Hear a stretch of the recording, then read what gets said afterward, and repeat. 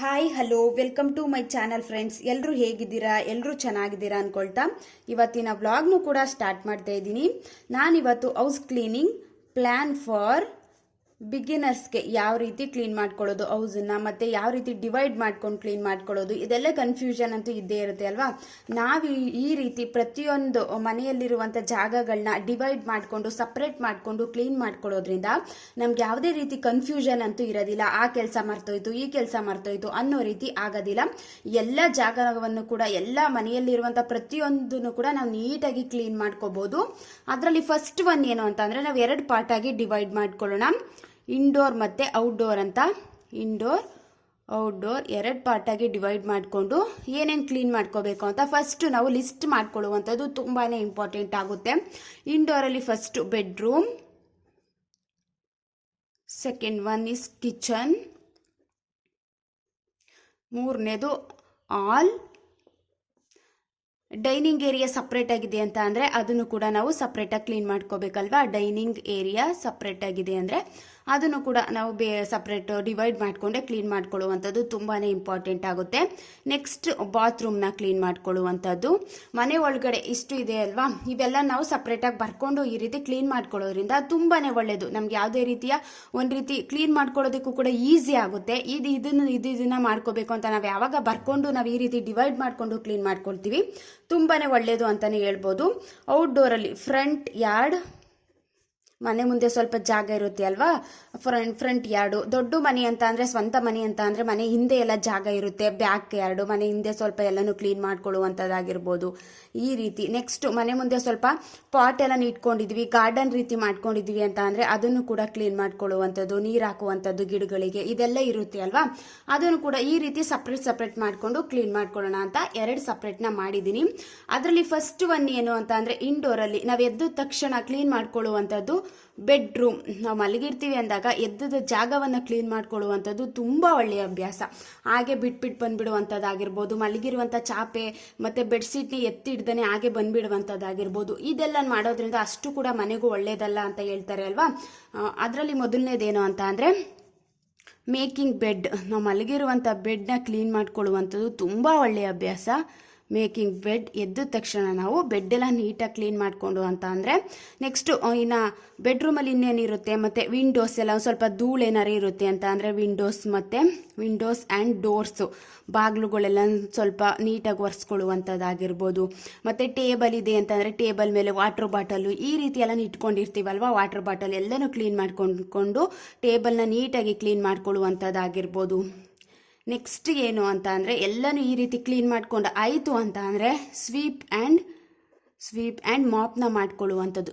ಸಪ್ರೇಟಾಗಿ ಮಾಡ್ಕೋತಿದ್ದೀವಿ ಅಂದಾಗ ಎಲ್ಲ ನೀಟಾಗಿ ಕಸ ಎಲ್ಲ ಗುಡಿಸ್ಕೊಂಡು ಬೆಡ್ ಎಲ್ಲ ಕ್ಲೀನ್ ಮಾಡಾಯಿತು, ವಿಂಡೋಸು ಮತ್ತು ಡೋರ್ಸ್ ಎಲ್ಲ ನೀಟಾಗಿ ಒರೆಸ್ಕೊಂಡಾಯಿತು, ಟೇಬಲ್ ಮೇಲೆ ಇದ್ದದ್ದು ಎಲ್ಲನೂ ಏನೇನು ಥಿಂಗ್ಸ್ ಇಟ್ಟಿರ್ತೀವಿ ಎಲ್ಲನೂ ಎತ್ತಿಟ್ಟಾಯಿತು ಅಂತಂದರೆ ಒಂದ್ಸಲ ಕಸ ಗುಡಿಸ್ಕೊಂಡು ಮಾಪ್ ಮಾಡ್ಕೊಬಿಟ್ರೆ ಬೆಡ್ರೂಮ್ ಕೆಲಸನೇ ಮುಗ್ದೋಗ್ಬಿಡುತ್ತೋ, ಎಲ್ಲನೂ ಕ್ಲೀನ್ ಆಗೋಯ್ತು ಅಲ್ವಾ.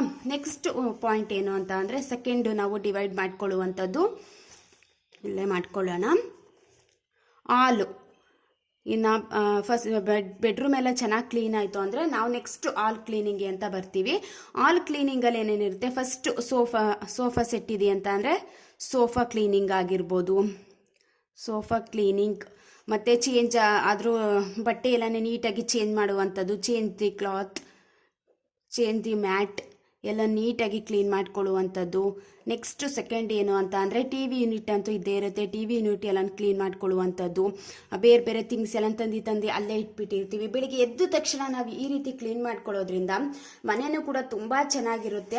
ಯಾವುದೇ ರೀತಿಯ ಅಲ್ಲೊಂದು ಸ್ವಲ್ಪ ವಸ್ತುಗಳು ಇಲ್ಲೊಂದು ಸ್ವಲ್ಪ ವಸ್ತುಗಳು ಆ ರೀತಿ ಏನೂ ಇರೋದಿಲ್ಲ. ತುಂಬ ನೀಟಾಗಿ ಕೂಡ ಕಾಣಿಸೋದಕ್ಕೂ ಕೂಡ ಈಸಿ ಆಗುತ್ತೆ. ನೆಕ್ಸ್ಟ್ ಟಿ ವಿ ಯೂನಿಟ್ ಎಲ್ಲ ಕ್ಲೀನ್ ಮಾಡ್ಕೊಂಡಾಯಿತು, ಸೋಫಾ ಎಲ್ಲ ಕ್ಲೀನ್ ಮಾಡ್ಕೊಂಡಾಯಿತು ಅಂದರೆ ಆಲ್ರೆಡಿ ಏನಾದರೂ ನೀವು ಫ್ರಿಡ್ಜ್ ಎಲ್ಲ ಇಟ್ಕೊಂಡಿದ್ದೀರಾ ಅಂತ ಅಂದರೆ ಆ ಫ್ರಿಡ್ಜ್ನು ಕೂಡ ಕ್ಲೀನ್ ಮಾಡ್ಕೊಳ್ಳುವಂಥದ್ದಾಗಿರ್ಬೋದು. ಪ್ರತಿದಿನ ನಾವು ಫ್ರಿಡ್ಜ್ನ ತೆಗೆದು ನೋಡುವಂಥದ್ದು ತುಂಬ ಒಳ್ಳೆಯ ಅಭ್ಯಾಸ. ಏನಾದರೂ ತರಕಾರಿಗಳೆಲ್ಲ ಮರ್ತ್ಬಿಟ್ಟು ಹಾಗೆ ಇಟ್ಬಿಟ್ಟಿರ್ತೀವಿ, ಅದನ್ನು ಕ್ಲೀನ್ ಮಾಡ್ಕೊಳ್ಳುವಂಥದ್ದಾಗಿರ್ಬೋದು. ಈ ರೀತಿ ತೆಗೆದು ನೋಡೋದ್ರಿಂದ ಏನೇನಾದರೂ ಬೇರೆ ವಸ್ತುಗಳೆಲ್ಲ ಮರ್ತ್ಬಿಟ್ಟು ಇಟ್ಬಿಟ್ಟಿದ್ದೀವಿ ಅಂದಾಗ ಅದನ್ನು ಕೂಡ ಈಸಿಯಾಗಿ ತೆಗೆದು ಹೊರಗಡೆ ಹಾಕ್ಬೋದು. ಎಲ್ಲನೂ ಪ್ರತಿದಿನ ಎದ್ದ ತಕ್ಷಣ ಫ್ರಿಡ್ಜ್ ಓಪನ್ ಮಾಡಿ ಕ್ಲೀನ್ ಮಾಡ್ಕೊಳ್ಳುವಂಥದ್ದು ಕೂಡ ತುಂಬ ಒಳ್ಳೆಯ ಅಭ್ಯಾಸ. ಅದ್ರ ಮೇಲ್ಗಡೆ ಏನಾದರೂ ಇದ್ದರೆ ಅದನ್ನು ಕ್ಲೀನ್ ಮಾಡ್ಕೊಳ್ಳುವಂಥದ್ದು, ಇದೆಲ್ಲ ಮಾಡ್ಕೊಂಡು ಆಯಿತು ಅಂತ ಅಂದರೆ ಆಲ್ಮೋಸ್ಟ್ ಆಲ್ ಕೆಲಸ ಎಲ್ಲ ಮುಗ್ದೋಗ್ಬಿಡುತ್ತೆ ಅಲ್ವಾ. ನೆಕ್ಸ್ಟ್ ಏನು ಅಂತ ಅಂದರೆ ಕಿಚನ್. ನೆಕ್ಸ್ಟ್ ಪಾರ್ಟು ಕಿಚನ್ನ ಕ್ಲೀನ್ ಮಾಡ್ಕೊಳ್ಳೋಣ. ಕಿಚನ್ ಬಂದ್ವಿ ಅಂತ ಅಂದರೆ ಮೇಯ್ನ್ ನಾವು ನೋಡೋದೇ ಗ್ಯಾಸ್ ಸ್ಟವ್ ಕ್ಲೀನಿಂಗ್ ಮಾಡ್ಕೊಳ್ಳುವಂಥದ್ದಾಗಿರ್ಬೋದು. ಸೆಕೆಂಡ್ ಏನು ಅಂತ ಅಂದರೆ ಕೌಂಟರ್ ಟಾಪ್. ಇದೆಲ್ಲ ಆಲ್ಮೋಸ್ಟ್ ನಾವು ಮಾಡೋದೇ ಇದೇ ರೀತಿ ಅಲ್ವಾ. ಮೊದಲು ನಾವು ಗ್ಯಾಸ್ ಸ್ಟವ್ ಕ್ಲೀನ್ ಆಗಿದೆಯಾ ಅಂತ ನೋಡ್ತೀವಿ. ನೆಕ್ಸ್ಟು ಸೆಲ್ಫು ಮತ್ತು ಇದೆಲ್ಲ ಕೌಂಟರ್ ಟಾಪ್ ಎಲ್ಲ ಕ್ಲೀನ್ ಆಗಿದೆಯಾ ಅಂತ ನೋಡ್ತೀವಿ. ನೆಕ್ಸ್ಟ್ ಒನ್ ಏನು ಅಂತಂದರೆ ಮತ್ತೆ ಅಡುಗೆ ಮನೇಲಿ ಚಿಕ್ಕದೊಂದು ಡಸ್ಟ್ಬಿನ್ ಅಂತೂ ಇದ್ದೇ ಇರುತ್ತೆ ಅಲ್ವಾ. ಆ ಡಸ್ಟ್ಬಿನ್ ಎಲ್ಲ ನೀಟಾಗಿ ಕ್ಲೀನ್ ಮಾಡ್ಕೊಳ್ಳುವಂಥದ್ದು. ಆ ಕಸ ಎಲ್ಲ ಇದ್ರೆ ಹೊರಗಡೆ ಹಾಕ್ಬಿಟ್ಟು ಎಲ್ಲ ನೀಟಾಗಿ ತೊಳೆದಿಡುವಂಥದ್ದಾಗಿರ್ಬೋದು. ಅಡುಗೆ ಮನೇಲಿ ನಾವು ಚಿಕ್ಕದು ಒಂದು ಡಸ್ಟ್ಬಿನ್ ಇಟ್ಕೊಂಡಿರ್ತೀವಿ ಅಂದಾಗ ಸೊಳ್ಳೆಗಳೆಲ್ಲ ಜಾಸ್ತಿ ಬರ್ತಿರುತ್ತೆ. ಆದಷ್ಟು ನಾವು ಪ್ರತಿದಿನ ಬೆಳಿಗ್ಗೆ ಎದ್ದು ಎಲ್ಲನೂ ಕ್ಲೀನ್ ಮಾಡಿಕೊಂಡು ಕಸ ಎಲ್ಲ ಹೊರಗಡೆ ಹಾಕ್ಬಿಟ್ಟು ತೊಳೆದಿಡುವಂಥದ್ದು ಕೂಡ ತುಂಬಾನೇ ಒಳ್ಳೆಯ ಅಭ್ಯಾಸ. ಸ್ವಲ್ಪ ಹೊತ್ತು ಬಿಸಿಲಲ್ಲಿ ಇಡುವಂಥದ್ದಾಗಿರ್ಬೋದು. ಈ ರೀತಿ ಎಲ್ಲ ಮಾಡ್ಕೊಂಡ್ರೆ ಹೈಜಿನ್ ಆಗಿ ನೀಟಾಗಿ ನಾವು ಮೇಂಟೈನ್ ಮಾಡ್ಕೊಳ್ಳೋದಕ್ಕೂ ಕೂಡ ಈಸಿ ಆಗುತ್ತೆ. ನೆಕ್ಸ್ಟ್ ಪಾಯಿಂಟ್ ಏನು ಅಂತ ಅಂದರೆ ಮಿಕ್ಸರ್ ಗ್ರೈಂಡರ್ ಎಲ್ಲ ಎದ್ದಿದ ತಕ್ಷಣ ಕ್ಲೀನ್ ಮಾಡ್ಕೊಳ್ಳುವಂಥದ್ದು. ಈ ರೀತಿ ನಾವು ಪ್ರತಿಯೊಂದು ಡಿವೈಡ್ ಮಾಡ್ಕೊಂಡು ಕ್ಲೀನ್ ಮಾಡ್ಕೊಳ್ಳೋದ್ರಿಂದ ನಮಗೆ ಜಾಸ್ತಿ ಡೀಪ್ ಕ್ಲೀನಿಂಗ್ ಮಾಡುವಂಥ ಅವಶ್ಯಕತೆ ಕಮ್ಮಿ ಆಗಿಬಿಡುತ್ತೆ. ಖಾರ ಏನಾದ್ರು ರುಬ್ಬಿಡ್ತೀವಿ ಅಂದಾಗ ಅದೆಲ್ಲ ಹಾಗೆ ಇರುತ್ತೆ ಅಂತ ಅಂದಾಗ ಅದೆಲ್ಲ ನಾವು ಈ ರೀತಿ ಮಿಕ್ಸರ್ ಗ್ರೈಂಡರ್ ಎಲ್ಲ ಕ್ಲೀನಿಂಗ್ ಮಾಡ್ಕೊಳ್ಳುವಂಥದ್ದು ಈ ರೀತಿ ಮಾಡ್ಕೊಳ್ಳೋದು ತುಂಬಾನೇ ಇಂಪಾರ್ಟೆಂಟ್ ಆಗುತ್ತೆ. ಇಷ್ಟು ನಾವು ಅಡುಗೆ ಮನೆಯಲ್ಲಿ ಪಾತ್ರೆ ಎಲ್ಲ ತೊಳೆದಿದ್ವಿ ಅಂದಾಗ ಅದ್ರ ಜಾಗಕ್ಕೆ ಜೋಡಿಸಿಡುವಂಥದ್ದಾಗಿರ್ಬೋದು. ಈ ರೀತಿ ಎಲ್ಲ ಕ್ಲೀನ್ ಮಾಡ್ಕೋತು ಅಂತ ಅಂದರೆ ಇನ್ನು ಕಿಚನ್ ಕೆಲಸನೂ ಮುಗ್ದೇ ಹೋಗ್ಬಿಡುತ್ತೆ. ನೆಕ್ಸ್ಟ್ ನಾವು ಬಾತ್ರೂಮ್ ಕೆಲಸನ ಮುಗಿಸ್ಕೊಳ್ಳೋದು ತುಂಬ ಒಳ್ಳೆಯದು. ಆದಷ್ಟು ಪ್ರತಿದಿನ ನಾವು ಟಾಯ್ಲೆಟ್ ಎಲ್ಲ ಕ್ಲೀನ್ ಮಾಡ್ಕೊಳ್ಳುವಂಥದ್ದಾಗಿರ್ಬೋದು.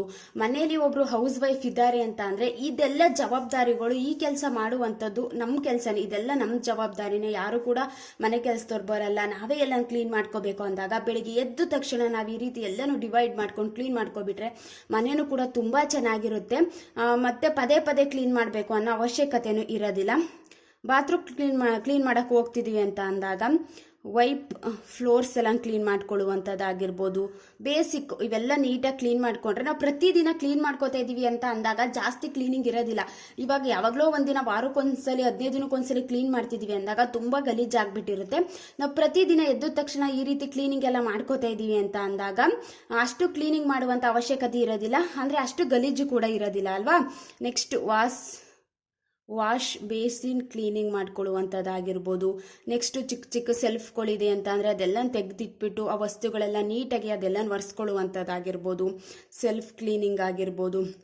ನೆಕ್ಸ್ಟು ಟಾಯ್ಲೆಟ್ ಕ್ಲೀನಿಂಗ್ ಆಗಿರ್ಬೋದು. ಇವೆಲ್ಲ ನೀಟಾಗಿ ಕ್ಲೀನ್ ಮಾಡ್ಕೊಬಿಟ್ರೆ ಎಷ್ಟು ಮನೆಯೂ ಕೂಡ ಎಷ್ಟು ನೀಟಾಗಿರುತ್ತೆ ಅಂತ ಅಂದರೆ ಒಂದು ರೀತಿ ಖುಷಿ ಕೊಡುತ್ತೆ. ಮನೆ ನೀಟಾಗಿದೆ ಅಂದಾಗ ನಮಗೂ ಕೆಲಸ ಮಾಡಲಿಕ್ಕೂ ಕೂಡ ಇಂಟ್ರೆಸ್ಟ್ ಅನ್ನೋದು ಜಾಸ್ತಿ ಆಗುತ್ತೆ.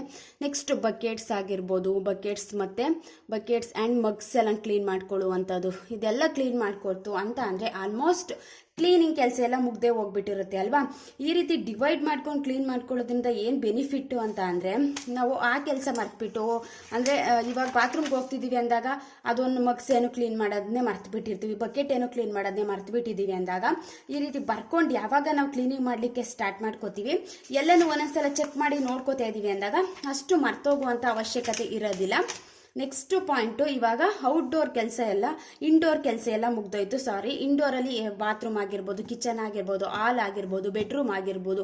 ಈ ರೀತಿ ಎಲ್ಲ ಕೆಲಸ ಮುಗೀತು ಅಂತ ಅಂದರೆ ಆಲ್ಮೋಸ್ಟ್ ಒಳಗಡೆ ಕೆಲಸ ಎಲ್ಲ ಮುಗ್ದೋಯ್ತು. ಏನಾದರೂ ದೊಡ್ಡ ಮನೆ ಸಪ್ರೇಟಾಗಿ ರೂಮ್ ಇದೆ ಅಂದಾಗ ನಾವು ಅದನ್ನು ಮಧ್ಯಾಹ್ನ ಮೇಲೆ ಅದನ್ನು ಒಂದು ಸೆಕ್ಷನ್ ಆಗಿ ಡಿವೈಡ್ ಮಾಡಿಕೊಂಡು ಪ್ರತಿದಿನ ಒಂದೊಂದು ರೂಮ್ನ ಕ್ಲೀನ್ ಮಾಡ್ಕೊಳ್ಳುವಂಥದ್ದು ಕೂಡ ತುಂಬಾ ಇಂಪಾರ್ಟೆಂಟ್ ಆಗುತ್ತೆ. ನೆಕ್ಸ್ಟ್ ಪಾಯಿಂಟು ನಾವು ಔಟ್ಡೋರ್ ಕ್ಲೀನಿಂಗ್ಗೆ ಹೋಗೋಣ. ಇಂಡೋರ್ ಎಲ್ಲ ಮುಗೀತು ಅಂತ ಅಂದರೆ ಔಟ್ಡೋರ್ ಕ್ಲೀನಿಂಗು. ಮನೆ ಮುಂದೆ ಜಾಗ ಇದೆ, ಫ್ರಂಟ್ ಯಾರ್ಡು ಅಂತ ಅಂದಾಗ ಫ್ರಂಟ್ ಯಾರ್ಡಲ್ಲಿ ಅದನ್ನೆಲ್ಲನೂ ಕ್ಲೀನಿಂಗ್ ಮಾಡ್ಕೊಳ್ಳುವಂಥದ್ದು. ಮುಂದೆ ಏನು ಫ್ರಂಟ್ ಯಾರ್ಡ್ ಇದೆ ಅಂದಾಗ ಅದನ್ನೆಲ್ಲ ನೀಟಾಗಿ ಕ್ಲೀನಿಂಗ್ ಮಾಡಿಕೊಂಡು ಕಸ ಎಲ್ಲ ಗುಡಿಸ್ಕೊಂಡು ನೀಟಾಗಿ ಕ್ಲೀನಿಂಗ್ ಮಾಡ್ಕೊಳ್ಳುವಂಥದ್ದಾಗಿರ್ಬೋದು. ಸ್ವೀಪ್ ಆ್ಯಂಡ್ ಮಾಪ್ ಅದೆಲ್ಲ ನೀರು ಹಾಕ್ಬಿಟ್ಟು ನೀಟಾಗಿ ಒಂದ್ಸಲ ಮಾಪ್ ಮಾಡ್ಕೊಳ್ಳುವಂಥದ್ದು, ರಂಗೋಲಿ ಬಿಡುವಂಥದ್ದು. ಇದೆಲ್ಲ ತುಂಬ ಒಳ್ಳೆಯ ಅಭ್ಯಾಸ. ನಾವು ಒಳಗಡೆ ಎಲ್ಲ ಕ್ಲೀನ್ ಮಾಡ್ಕೊಂಡಿದ್ದೀವಿ ಅಂದಾಗ ಹೊರಗಡೆನೂ ಅಷ್ಟೇ ಕ್ಲೀನ್ ಮಾಡ್ಕೊಳ್ಳೋದು ತುಂಬಾ ಇಂಪಾರ್ಟೆಂಟ್ ಆಗುತ್ತೆ. ನೆಕ್ಸ್ಟು ಸ್ವೀಪ್ ಆ್ಯಂಡ್ ಮಾಪ್ ಎಲ್ಲನೂ ಕ್ಲೀನ್ ಮಾಡ್ಕೊಳ್ತು ಅಂತ ಅಂದಾಗ ಗಾರ್ಡನ್ ಇದೆ ಅಂದಾಗ ಪ್ಲ್ಯಾಂಟ್ಸ್ ಎಲ್ಲ ಒಂದ್ಸಲ ಚೆಕ್ ಮಾಡುವಂಥದ್ದಾಗಿರ್ಬೋದು, ಪ್ರತಿದಿನ ವಾಟರ್ನ ಹಾಕುವಂಥದ್ದಾಗಿರ್ಬೋದು. ಈ ರೀತಿ ಎಲ್ಲ ನಾವು ಡಿವೈಡ್ ಮಾಡ್ಕೊಂಡಾಗ ಎಷ್ಟು ಕ್ಲೀನಾಗಿರುತ್ತೆ ಅಂತ ಅಂದರೆ ಮನೆಯೂ ಕೂಡ ಕ್ಲೀನಾಗಿರುತ್ತೆ, ಹೊರಗಡೆಗೂ ಕೂಡ ತುಂಬ ಚೆನ್ನಾಗಿರುತ್ತೆ. ಗಿಡಗಳೆಲ್ಲ ಚೆನ್ನಾಗಿ ನೋಡ್ಕೋಬೋದು, ಎಲ್ಲ ಕೇರಿಂಗ್ ಮಾಡ್ಕೋಬೋದು. ಅಂದರೆ ಒಂದೊಂದು ದಿನ ಅನ್ಕೋತೀವಿ ಗಿಡನೇ ಸರಿಯಾಗಿ ನಾವು ಇವತ್ತು ನೀರನ್ನೇ ಹಾಕೋಕ್ಕಾಗಲಿಲ್ಲ ಅಂತ, ಈ ರೀತಿ ಮಿಸ್ಸಿಂಗ್ ಎಲ್ಲ ಆಗ್ತಿರುತ್ತೆ ಅಲ್ವಾ. ಈ ರೀತಿ ನಾವು ಡಿವೈಡ್ ಮಾಡ್ಕೊಳ್ಳೋದ್ರಿಂದ ಯಾವುದೇ ರೀತಿ ಮಿಸ್ಸಿಂಗ್ ಆಗೋ ಚಾನ್ಸಸ್ಸೇ ಇರೋದಿಲ್ಲ. ಪ್ರತಿದಿನ ಎಲ್ಲನೂ ನಾವು ಚೆನ್ನಾಗಿ ಕೇರ್ ಮಾಡ್ಕೊಳ್ಳೋದಕ್ಕೂ ಈಸಿ ಆಗುತ್ತೆ. ಬಿಗಿನರ್ಸ್ಗಂತೂ ಈ ರೀತಿ ಮಾಡ್ಕೊಳ್ಳೋದ್ರಿಂದ ತುಂಬಾ ಬೆನಿಫಿಟ್ ಇದೆ. ಫಸ್ಟ್ ಕೆಲಸ ಎಲ್ಲ ಸ್ಟಾರ್ಟ್ ಮಾಡ್ತಿದ್ದೀವಿ, ಫಸ್ಟು ಎಲ್ಲನೇ ನಾವು ಈ ರೀತಿ ಡಿವೈಡ್ ಮಾಡ್ಕೋತಿದ್ದೀವಿ ಅಂದಾಗ ಸ್ವಲ್ಪ ಮರ್ತೋಗುವಂಥ ಚಾನ್ಸಸ್ ಜಾಸ್ತಿ ಇರುತ್ತೆ. ಅದೇ ಕ್ಲೀನಿಂಗ್ ಮಾಡ್ತಾ ಮಾಡ್ತಾ ನಮಗೆ ಒಂದು ರೀತಿ ಅಭ್ಯಾಸ ಆಯಿತು ಅಂತ ಅಂದರೆ ಯಾವುದು ಕೂಡ ಮರ್ತೋಗದ, ಇದನ್ನು ಮಾಡ್ಕೋಬೇಕು, ನಾನು ಈ ಕೆಲಸನ ಮಾಡ್ಕೋಬೇಕು ಅಂತ ನೀಟಾಗಿ ಕೆಲಸ ಎಲ್ಲ ಮುಗಿಸ್ಕೋತೀವಿ.